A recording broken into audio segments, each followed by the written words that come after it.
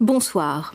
Jacques Lacan, dans Fonction et champ de la parole et du langage en psychanalyse, en 1953, au moment où son enseignement commence, fait mention du silence à plusieurs reprises et dans différentes perspectives. D'abord, pour critiquer la friche intellectuelle où se trouve la psychanalyse depuis la mort de Freud.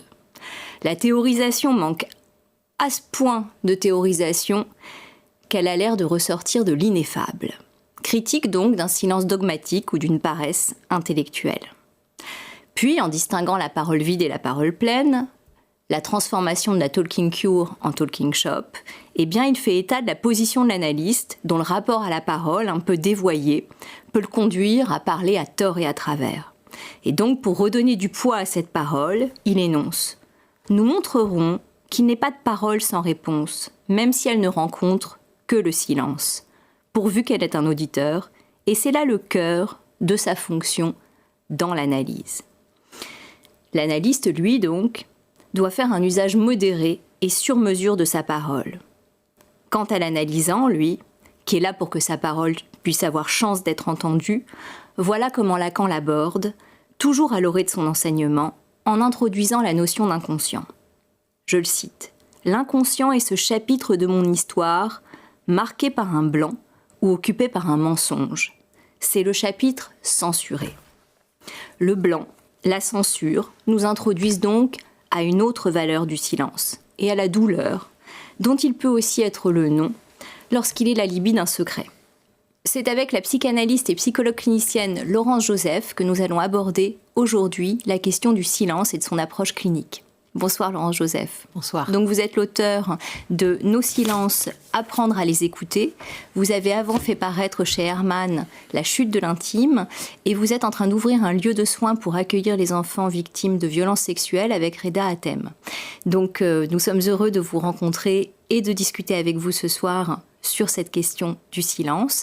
Et juste pour terminer cette introduction, je mentionne la chronique qui suivra notre divan dans le monde et qui sera présentée par Carolina Koretsky et qui nous présentera la question du secret dans la famille et du secret de la famille. Bonsoir.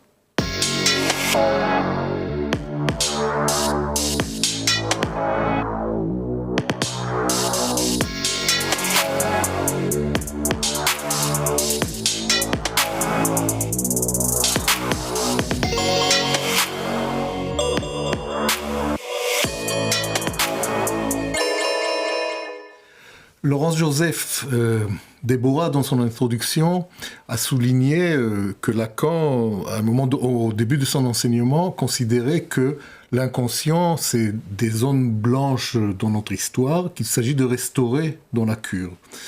Plus tard, il a considéré qu'il y a un impossible à dire, qu'on peut cerner, mais pas le dire comme tel. Et donc, ça serait notre première question. Quel est votre avis par rapport à cette distinction au regard de votre recherche sur le silence ? Elle est très, très intéressante, cette question de la zone blanche, parce qu'on entre directement en fait, dans le questionnement du silence. Est-ce que le silence, c'est quelque chose qui recouvre un texte qui existe déjà, et on pourrait dire que ce texte s'appelle l'inconscient, ou est-ce qu'au contraire, il n'y a rien à dire, et que le silence ne recouvre rien ? Et c'est vrai que quand j'ai commencé à imaginer ce texte, Nos silences, il avait plusieurs ancrages, mais le premier ancrage, c'était bien sûr celui des séances, avec mes patients et d'essayer d'ausculter un peu la nature de ces silences. Qu'est-ce qui se passe quand un patient ne parle pas ? Qu'est-ce qu'il y a derrière les silences des patients, encore même avant le silence de l'analyste ? Et c'est vrai que dans cette question du silence, du dévoilement, évidemment celui du refoulement, on peut penser aussi au caviardage, à la censure, ça venait chercher plein de fils du silence qu'on peut retrouver aussi connexes aux définitions de l'inconscient. Mais là, peut-être il y a c'est-à-dire vous considérez que c'est soit l'inconscient en tant qu'un blanc qu'on peut restaurer, soit il n'y a rien à dire. Exactement. Moi, ce que Lacan met en avant, c'est un impossible à dire. C'est pas qu'il n'y a rien à dire, c'est que ce dont il est en jeu, ce qui est en jeu, c'est quelque chose qui est impossible à dire. C'est plus proche de l'objet, disons. Donc ça fait deux régions en fait. Ça fait soit la région du refoulement, où justement ça va être des levées de refoulement et il y aura de plus en plus de choses à dire. Soit on arrive dans une région qui est beaucoup plus proche du réel, où là justement on serait dans l'indicible. Et donc le silence, il peut être soit, on va dire, d'un côté symbolique, symboligène, avec des choses qui réapparaissent, soit au contraire dans des choses qui sont indicibles. Je pense qu'on va parcourir ensemble ces régions pour mieux comprendre. Justement, vous évoquez à un moment donné cette distinction, vous parlez de l'indicible, mais pas de cet indicible-là. Vous parlez justement du fait que des secrets, on peut parfois en évoquer la dimension d'indicible, et vous dites à ce moment-là, ce qu'on appelle l'indicible, c'est plutôt de l'inaudible. Est-ce que vous pourriez revenir sur cette distinction-là ? Bien sûr, là on quitte peut-être un peu les points lacaniens précis. Pour rentrer plus dans l'actualité. Pour rentrer dans l'actualité, dans la clinique. En fait, j'ai voulu expliquer dans nos silences, c'est pour ça que ça s'appelle nos silences, d'abord c'est les nôtres, ceux de la communauté humaine, et puis pour essayer de cartographier le silence, d'expliquer qu'il en existe plusieurs registres, et qu'il y a bien des silences qu'on va considérer comme faisant partie de cet indicible, et en fait c'est qu'ils sont inaudibles, et c'est surtout qu'on n'a pas envie de les entendre, et qui peuvent justement poser la question de l'omerta, de la silenciation, de l'interdiction de dire dans une famille parce que ça va créer du scandale, parce que ça va déranger l'ordre établi, et donc il y a beaucoup de silences qui sont en réalité des injonctions au silence. Alors, vous avez utilisé le terme de silenciation. Effectivement, silencier est un verbe qui est rentré dans le dictionnaire récemment. Et c'est toujours intéressant d'interroger les mots nouveaux. Qu'est-ce qu'il apporte, ce mot-là, le mot silencier, plutôt que faire taire, par exemple ? Qu'est-ce que vous avez trouvé dans ce néologisme qui vous permet d'apporter quelque chose au niveau conceptuel ? Alors, je trouve que c'est très précieux que ce verbe soit entré en 2022 dans le Robert et dans le Larousse, parce qu'il marque justement l'injonction. Il faut peut-être rappeler que le silence silence, se taire, a deux racines étymologiques. La première du silence, c'est siléo, donc c'est se taire, c'est le silence de la contemplation. Peut-être qu'on y reviendra tout à l'heure, mais c'est quelque chose qui s'achève. C'est du côté de l'extinction. Les morts, par exemple, ce sont les silentes en latin. Donc il y a quelque chose de calme, de posé. Et l'autre, c'est qu'on entend dans terre, c'est acquérer. Et en fait, la silenciation, ça va venir joindre les deux familles, en fait, de mots autour du silence. Et la silenciation, c'est cette action de faire taire l'autre. Et ça marque bien toute la dimension politique aussi du silence. Ça peut montrer qu'il y a des individus, des groupes, des communautés et aussi des minorités, qu'elles soient de pays, de régions, qui vont être amenés à se taire et donc qui vont être silenciés. Et je pense que c'est une manière déjà de leur rendre la parole que de dire « ces gens-là ont été silenciés ». Oui. On voit bien qu'il y a une distinction entre la dimension politique et la dimension clinique ou de la cure, puisque dans la cure, un analysant peut difficilement dire qu'il est silencié. Oui, il peut dire que ses parents l'ont silencié ou que. Bien sûr qu'une école, un pays, la société, bien sûr. Alors si l'analyste silencie son patient, en effet, c'est très mauvais signe pour la cure. Là, ça va être un peu compliqué. Oui. Après, c'est peut-être intéressant et polémique, mais donc intéressant de poser cette question. Est-ce que parfois certains analystes vont plus ou moins écouter certaines choses de la part de leurs patients, plus ou moins relancer certains axes aussi. Bon, alors, Lacan disait que la résistance du patient, en l'occurrence s'il se tait par exemple, c'est la résistance de l'analyste. Donc oui, exactement. Je pense qu'il peut y avoir quelque chose de cet ordre-là. Alors là, peut-être, puisqu'on se monte sur cette voie-là de l'analyste, de sa pratique, il y a une autre distinction que vous faites. Vous dites, vous la prenez chez Lacan, je pense. Moi, je n'ai pas rencontré encore cette citation, mais vous dites que Lacan fait quelque part une distinction entre le silence de l'analyste et la position de se la boucler. Donc l'analyste qui ne dit rien, c'est pas... C'est l'analyste qui se silencie lui-même, celui qui se la boucle alors. Oui, celui qui se la boucle. Je crois que c'était dans RSI et je crois qu'aussi c'est Pontalis qui prend cette citation. On pourra la rechercher.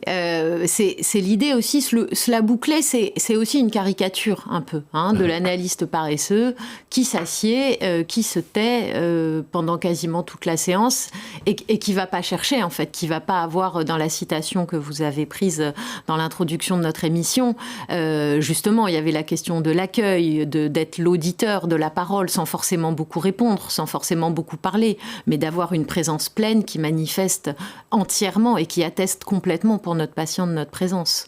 Se la boucler, quand Lacan dit ça, je pense c'est une position au-delà de l'attention flottante, c'est-à-dire que c'est quelque chose où on n'est pas dans l'attention au langage. Une posture dogmatique finalement, c'est-à-dire que le silence de l'analyste n'est pas du côté de la posture dogmatique. Si le silence est une réponse, en effet, c'est une réponse à chaque fois sur mesure. Tout à fait, bien sûr, à la mesure du signifiant, à la mesure aussi des silences de nos patients. Et puisqu'on est là dans une émission avec une teinte très clinique, quand on reçoit des enfants et des adolescents, comme c'est mon cas en majorité, cette question du silence, elle est encore plus complexe. Elle demande une attention encore différente. Bien sûr qu'il peut y avoir des temps de silence dans des cures avec des enfants. Ils sont extrêmement précieux aussi, mais ça demande une autre posture encore qu'avec les adultes. Donc ça aussi, je trouve que c'est une question clinique très, très intéressante. Alors pour revenir au silence comme, disons, comme concept, si ça en est, vous attachez dans votre livre une longue série d'adjectifs contradictoires au silence. J'en ai relevé quelques-unes. Volontaire, donc le silence est volontaire et imposé, ou protecteur et nuisible, ou sacré et mafieux, puissant et trouillard. Alors, comment concevoir cette proximité de ces antagonismes ? Alors, ce qui est très intéressant quand on voit qu'un mot, un élément comme le silence rassemble autant d'adjectifs contradictoires, ça prouve qu'il est un peu plus malin que nous, en fait. Et ce que je trouve très intéressant dans le silence, c'est qu'il peut se rapprocher du concept de neutre chez Barthes, c'est-à-dire que c'est quelque chose qui va déjouer les paradigmes, qui va déjouer les contraires et qui finalement, comme je disais tout à l'heure, il peut être plus malin, mais il peut être plus puissant que nous. C'est-à-dire qu'on comprend la force et la puissance du silence quand on le voit dans les verbes. Briser le silence est d'or. C'est-à-dire qu'on voit que le silence est partout, mais au fur et à mesure, il peut devenir plus puissant parce qu'on va garder le silence sur une question, mais finalement, ce silence, après, il peut nous enquister, il peut devenir un poison. Donc, j'ai voulu montrer, en fait, la puissance du silence et aussi ceux qui l'organisent pour montrer que le silence, justement, c'est une puissance qui n'est pas si évidente. Et que pour s'intéresser au silence, il faut être un peu curieux, il faut être un peu courageux, il ne faut pas s'en tenir au silence en se disant « Ah bah oui, il n'a rien dit, non, ils n'ont rien dit sur, je sais pas, cette catastrophe aérienne, ah non, ils n'ont pas dit grand-chose sur ce génocide. » C'est-à-dire qu'on préfère souvent penser que c'est un oubli ou un malentendu diplomatique, c'est-à-dire que ça va être une erreur, on a mal compris. Mais en fait, non, on n'a pas du tout mal compris. Les gens n'ont vraiment rien dit. Ils ont préféré la lâcheté, ils ont préféré le blanc. Donc c'est important de voir aussi que le silence lève beaucoup de contradictions, mais donc de notre part, on doit être encore plus exigeant pour le comprendre, pour l'ausculter et pour voir ce qu'il y a derrière. Là, je quitte l'espace de la cure, mais en général, dans les liens humains, les liens politiques, les liens diplomatiques, les secrets de famille, peut-être, on entendra ça tout à l'heure, il faut toujours se dire, mais qu'est-ce qui aurait pu se passer si un tel avait parlé à ce moment-là ? Que serait devenue cette région ou cette personne si on lui avait présenté des excuses, si on lui avait mieux expliqué quelque chose de son histoire? Alors, puisque vous avez quitté le terrain de la clinique et que vous évoquez un peu la position éthique à l'endroit du silence, finalement, qu'est-ce qui a été le point de départ de ce livre dont, effectivement, les registres sont assez mêlés, parce que parfois vous parlez de vous, en effet, vous évoquez aussi la dimension littéraire, il y a beaucoup de choses dans ce livre, mais quel a été le point de départ? Alors, c'est vrai que c'est un essai que j'ai voulu écrire avec un peu de liberté, une forme de liberté, comme voilà, une promenade autour de plusieurs figures de la mythologie. Anguerona et Tacita, peut-être qu'on aura le temps d'en parler ensuite.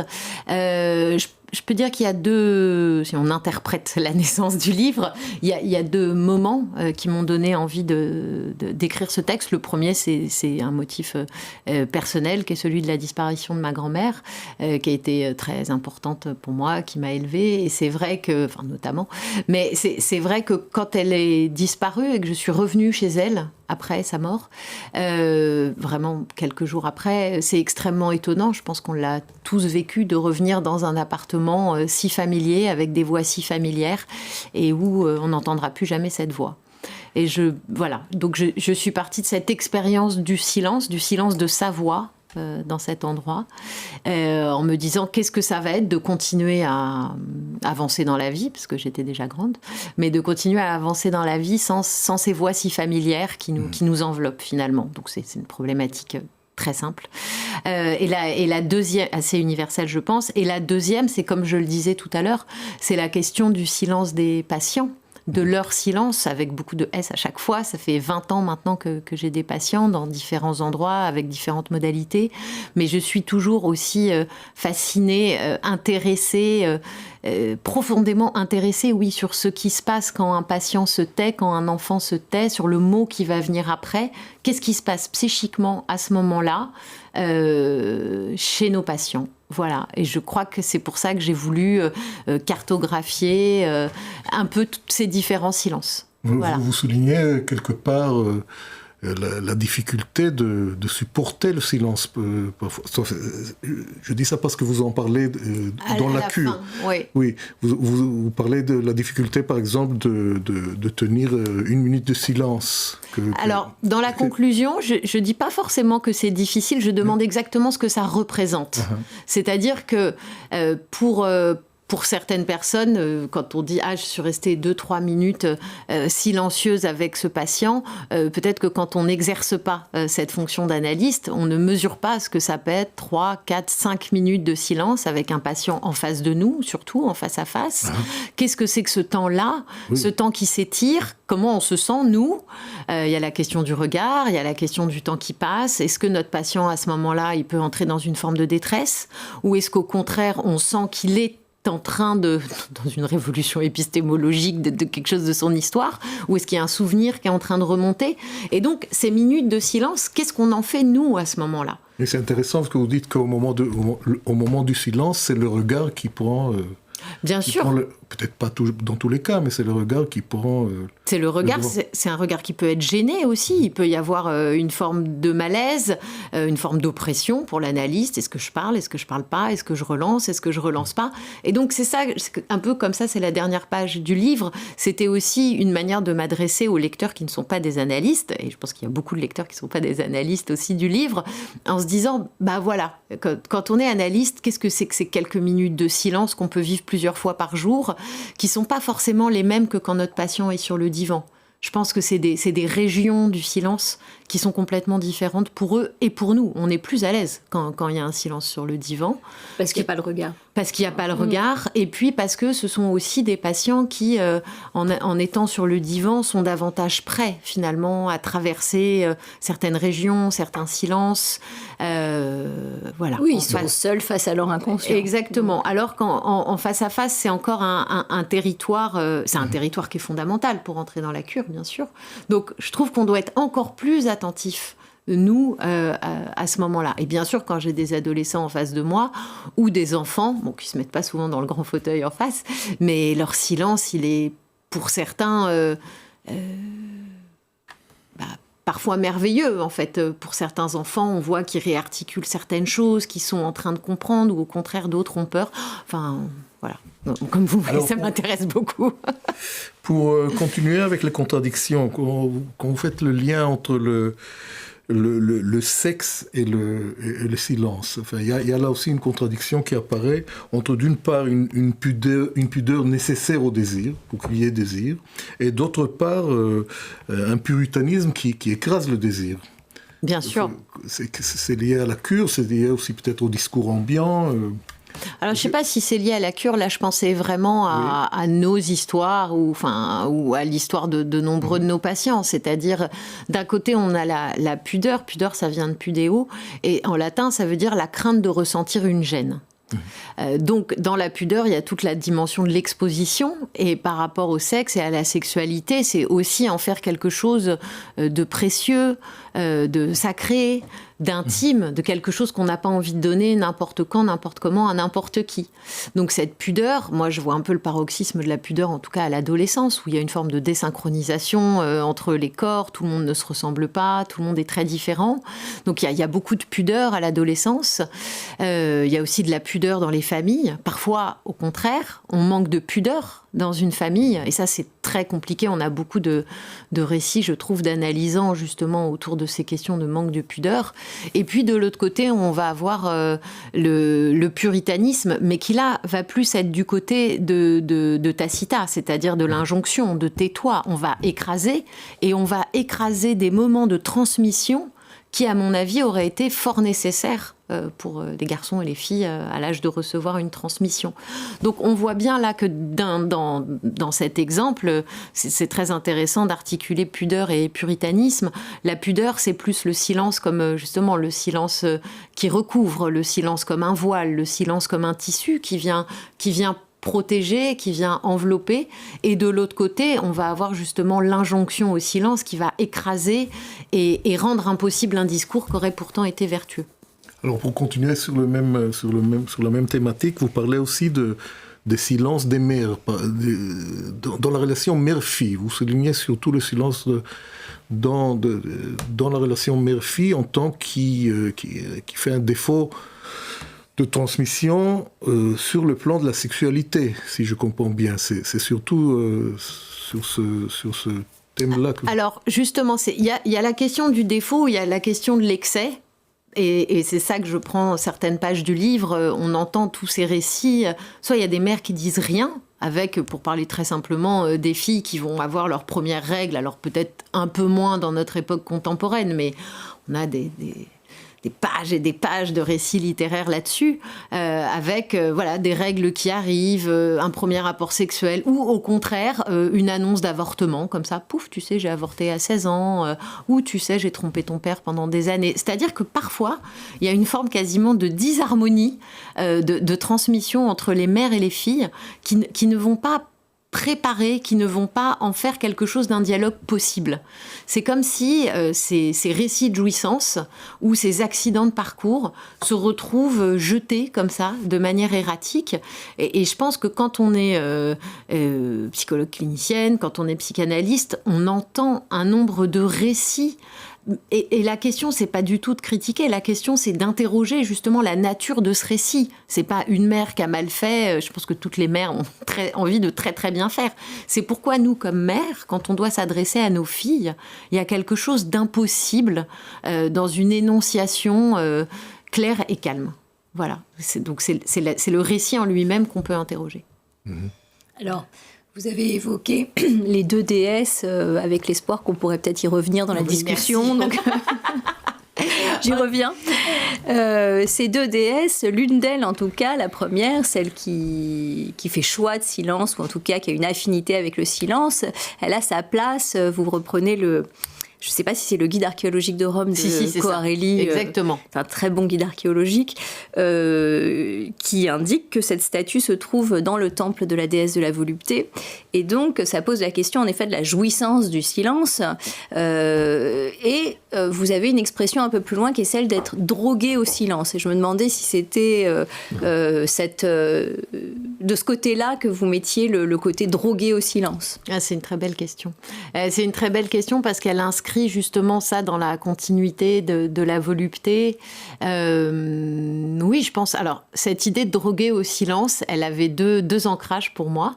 Le premier, c'est bien sûr quand on travaille sur le silence, on va un peu voir les ordres monastiques qui ont une règle de silence très stricte, et évidemment l'ordre des Chartreux.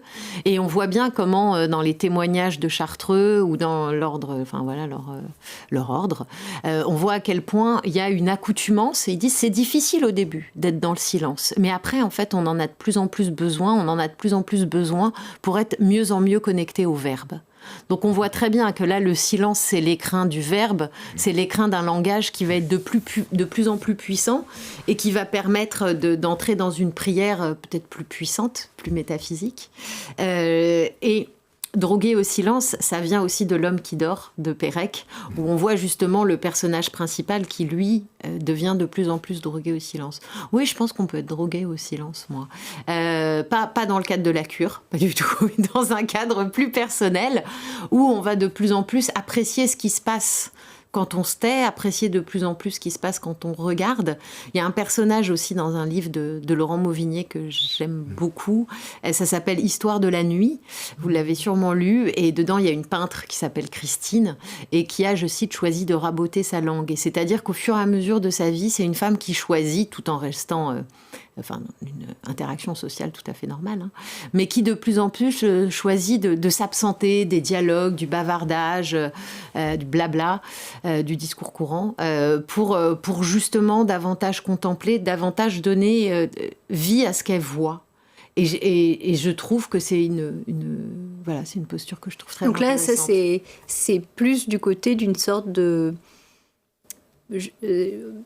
en tout cas d'une forme de oui à la vie, là où chez un homme qui dort, c'est le moment d'un décrochage et d'un refus catégorique. Il dit, j'ai eu beau essayer de me séparer de tout, ce qui a été le plus dur, c'est le langage. Alors c'est pas le silence, mais les mots ont résisté plus fort que le reste dans les habitudes. Mais c'est un silence presque de réprobation ou de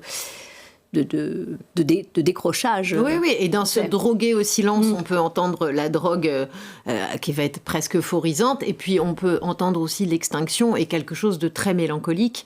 Et d'ailleurs, dans cette idée de droguer au silence, dans le livre, je parle de Virginia Woolf et des dernières pages de son journal intime avant qu'elle ne se suicide.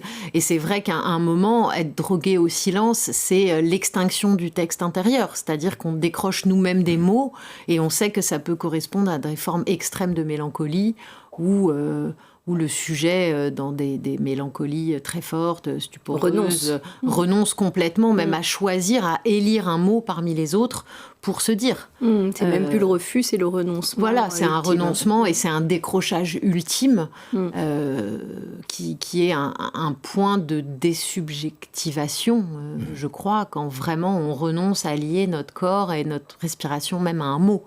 Et là, on est dans les derniers silences. Et peut-être encore une question avant de passer à l'actualité de la psychanalyse, qui est notre prochaine rubrique. Nous avons parlé des mères et des filles, maintenant droit aux hommes. Vous parlez de la figure du taiseux, qui semble être la figure d'un obsessionnel taiseux. Est-ce que vous pouvez la déplier ? Elle me paraissait assez savoureuse. Merci. Oui, j'aime beaucoup. Qui n'a pas un taiseux dans sa famille ? Moi, j'ai été élevée par pas mal de taiseux, donc pour moi, ce sont... proche de la figure du taiseux, il y a la figure de la pudeur, en fait. C'est-à-dire qu'on sait exactement quels mots peuvent... que les mots portent la lumière, que les mots peuvent porter des choses extrêmement tristes, extrêmement puissantes. Et pas loin du taiseux, dans le livre, je parle de la figure de Robert Antelme, qui, lorsqu'il est dans les camps, refuse de prononcer le mot de M, c'est-à-dire le mot de Marguerite Duras, parce qu'elle véhicule trop de soleil. Et donc, le taiseux, mieux que personne, connaît la beauté du langage, la force, ce que ça draine, ce que ça charrie. Et donc, souvent, un taiseux, c'est quelqu'un qui va pas vouloir se faire emmener par le torrent du langage, les sensations, le corps qui va se réveiller. C'est plus proche que du silence de l'analyste. texte duquel on a parlé. Oui, c'est-à-dire qu'on utilise le langage exactement, quand il le faut. Exactement. Et pour moi, le silence du taiseux, c'est quelqu'un qui connaît le prix du langage, la beauté du langage. Donc, voilà, c'est pour ça que c'est une figure. Pour moi. C'est un peu le mendiant de Victor Hugo. C'est-à-dire qu'à l'intérieur, il a des mots brodés dans son manteau. Voilà. Ah, merci. On va maintenant passer à la rubrique suivante, l'actualité de la psychanalyse, avec notre collègue Karolina Koretsky.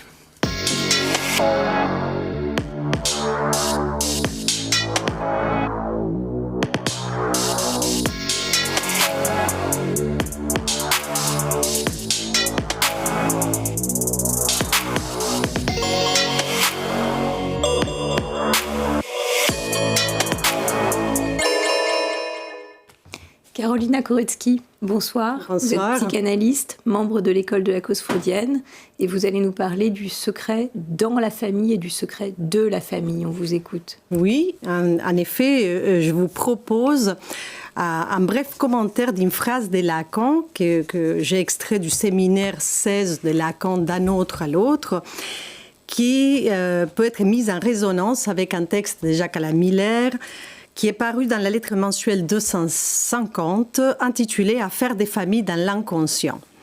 Alors, je commencerai par ce dernier texte, en citant d'emblée l'une des phrases qui me paraît constitue, c'est la conclusion du texte, mais une phrase qui est pour moi essentielle. Je vous la lis. La famille est un mythe qui donne forme épique à ce qui opère à partir de la structure. Et les histoires des familles sont toujours le conte qui dit comment a été dérobé au sujet la jouissance qu'il méritait, à laquelle il avait droit. Alors, si la famille relève du conte, elle ne constitue pas une donnée naturelle, et nous savons désormais, ce qui est un acquis pour nous tous, qu'elle n'est pas fondée sur la seule reproduction. Je pense ici à ces magnifiques films japonais du réalisateur japonais Koreeda, Une affaire des familles, qui a été la Palme d'Or au Festival de Cannes en 2018, qui déconstruit précisément le mythe d'un idéal familial. Cet idéal a d'ailleurs pu, on peut dire, contaminer une certaine psychanalyse qui prônait une fin d'analyse du côté du mariage réussi. Mais le fait est que les sujets que nous recevons, dans une très large majorité, et même encore, on peut dire qu'ils nous parlent très souvent et très rapidement de leur famille. Il y a, on peut dire, un poids donné aux personnages familiaux dans les discours du sujet en analyse, comme si face à l'énigme provoquée par l'apparition d'un symptôme, inhibition ou angoisse, les sujets supposent qu'il faudrait explorer les liens familiaux, car il y aurait là quelque chose, on peut dire, à comprendre dans ces liens familiaux. Quelque chose à comprendre ou un secret à découvrir ? Alors, nous entrons ici dans la question précisément du secret. Miller l'indique ainsi, il dit pour le sujet, la famille semble toujours receler un problème non résolu dont la solution serait à chercher dans ce qu'elle aurait caché, ce qu'elle aurait de caché. Et donc, face à un symptôme énigmatique, le sujet se tourne vers la famille comme, on peut dire, vers un lieu possible de déchiffrement, un lieu supposé détenir une clé. Alors, c'est là, et c'est la raison pour laquelle j'ai voulu commenter ces textes, il me semblait important, c'est qu'il me semble lire dans ces textes, c'est une sorte de renversement. Quel est le renversement ? Au fond, on peut dire, il y a des secrets dans une famille, et ceci dit, nous connaissons tous, on connaît très bien, ça a été évoqué, les conséquences dans l'ordre symbolique, on peut dire, et les retentissements sur la vie d'un sujet qui peut avoir des éléments obscurs, des éléments cachés, des éléments dissimulés, des éléments tus au sein d'une famille. Donc, il me semble qu'il ne s'agit pas uniquement de supposer ça, enfin, ça existe, mais de penser aussi que il y a des secrets de famille. Et le renversement est là, hein, c'est-à-dire penser que ce qui unit la famille est un secret en tant que tel. Est-ce que vous pourriez déployer justement cette logique de la famille qui tient au secret? En fait, c'est dans le sens où, en tout cas, il ne s'agit pas de penser que les secrets uniquement désagrègent, mais que les secrets aussi unissent. En fait, c'est ça, il faut qu'on pense dans ces deux termes. Hein. C'est que la famille est unie par un secret aussi.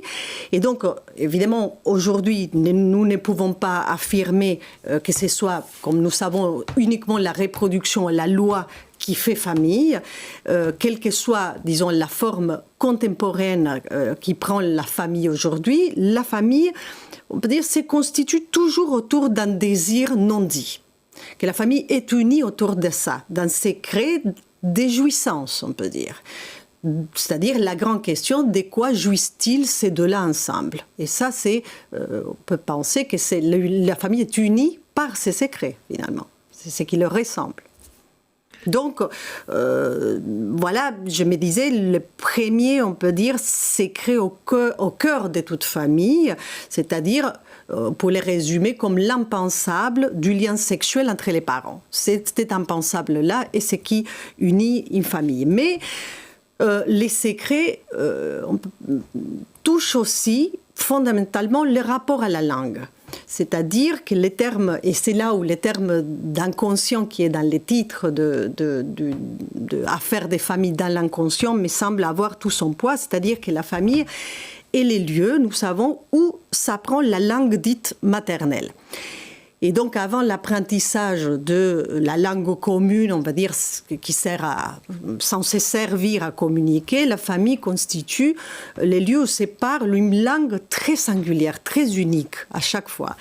Et donc, vous évoquez les mêmes auteurs. J'aime beaucoup cette phrase de René Boilev dans les derniers livres de Laurent Mauvigné, qu'il met comme épigraphe de La maison vide.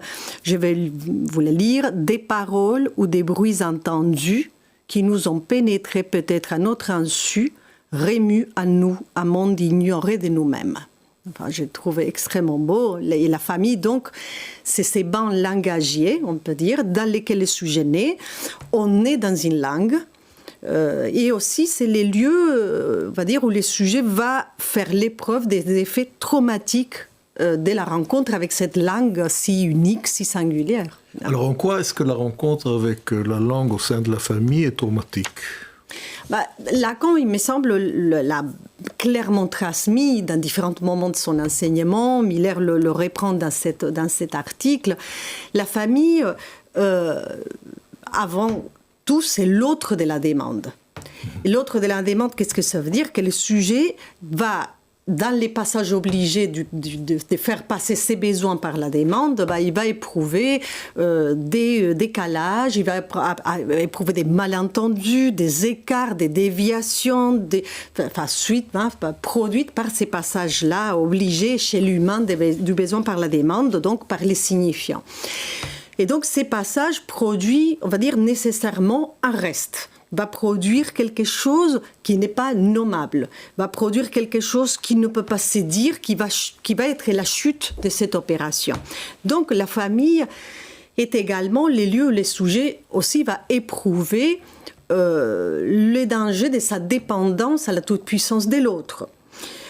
C'est là où on va retrouver cette question du secret, puisque c'est les lieux primaires où les sujets confrontés à cet autre va susciter cette confrontation-là, toute une série de questions sur les désirs de cet autre. Donc, il dit ceci ou cela, mais qu'est-ce qu'il veut dire? Je suis gentille, je fais tout ce qu'elle me demande et encore, elle veut autre chose, etc. Donc, c'est pourquoi j'aimais bien cette expression de Miller à la fin de son texte. Il dit que la famille est au fond les lieux des interprétations inépuisables. C'est les lieux d'interprétation inépuisables, parce que dans cette quête autour des désirs parentaux, les sujets vont trouver sans doute un élément tabou dans cette question, cette série de questions qu'il pose, un élément tabou, une faute ancienne, inavouable, un point où la parole s'arrête, un moment où ça s'était finalement. Là, c'est un peu comme dans les mariages, c'est pour le meilleur et pour le pire. Donc, il y a la dimension structurelle du secret et il y a la dimension plus traumatique. Mais vous parliez aussi du séminaire 16 qui vous a inspiré pour votre chronique. En effet, je voulais me référer à 2 pages du séminaire 16, d'un autre à l'autre, les pages 331 et 32, parce que je souhaitais citer un passage que je le tiens pour un passage qui est d'une très grande valeur clinique. Pour moi, en tout cas, je vous cite, dit Lacan, en effet, au bout d'un certain temps d'accoutumance de l'analyste, il tient pour reçu les relations tensionnelles infantiles qui se sont établies du sujet à l'endroit d'un certain nombre de termes, le père, la mère, la naissance d'un frère ou d'une sœur. Et donc il y a l'analyste, considère ces termes comme primitifs, alors qu'ils ne prennent sens et poids qu'en raison de la place qu'ils tiennent dans l'articulation du savoir, de la jouissance et d'un certain objet. Son ressort unique est toujours, bien entendu, donc poursuit Lacan, dans la façon dont se sont présentés les désirs chez le père et chez la mère, c'est-à-dire dont ils ont effectivement offert au sujet les savoirs, la jouissance et l'objet.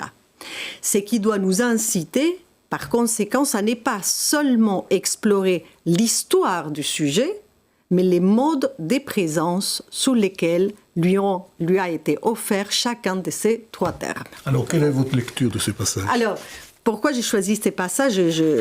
Il me paraît être un passage particulièrement enseignant. Lacan, il donne une indication clinique directement à la fin de ces paragraphes. Et je trouve il nous invite à ne pas peut-être nous perdre dans l'anecdotique, dans les mythes, on va dire, et dans les contes familiaux. Il s'agit d'entendre ce qui est primordial. Il appelle ça ce qui est primordial à 2 reprises, c'est-à-dire non pas le père, la mère en tant que tel, mais la manière, dit-il, toujours intime, singulière, unique, dont c'est présenté pour les sujets, les rapports au savoir, c'est ça. Il y a une transmission de la manière dont on se rapporte au savoir, la manière dont ce savoir a produit une perte de jouissance totale, ou toute, on va dire, et c'est que les sujets fait de ce qui reste de cette opération en termes de désir et de jouissance perdue. Donc je reviens, pour finir, à ma phrase initiale, à ma phrase de départ. Les histoires des familles sont toujours les contes qui dit comment a été dérobé au sujet la jouissance qu'il méritait, à laquelle il avait droit. Voilà. Merci Carolina Korecki de ce commentaire. Est-ce que ça résonne chez vous, Laurence Joseph ? Ça m'évoque évidemment énormément de choses, et notamment les dernières phrases sur le conte. Je ne peux que rebondir sur le roman familial, c'est-à-dire qu'il y a toujours quelque chose chez Lacan et chez Freud, quand on arrive dans les secrets de famille, qu'appelle la littérature, le mythe, quelque chose qui nous enveloppe. Et vous parliez aussi tout à l'heure de tabou, c'était le début du propos, et le tabou, c'est le mélange de l'impur et du sacré. Et on est tous, du verbe naître, dans nos familles, au milieu des impurs et au milieu des choses sacrées pour nos familles. Et la question, c'est comment on nous le transmet, qu'est-ce qui reste dans l'écho même, qu'est-ce qu'on entend en fait, quelle voix, quel ton va utiliser notre famille pour raconter ce genre de choses. Et parfois, c'est ça qui reste en fait, c'est un peu l'écho du moment où on a reçu, avec quelle voix on a reçu. Voilà. Merci. Tout à fait, merci. Bien, notre émission touche à sa fin. Nous invitons nos spectateurs à revenir sur la chaîne Lacan Web TV pour écouter la prochaine émission de Studio Lacan la semaine prochaine, le samedi à 18h30 précise. Au revoir.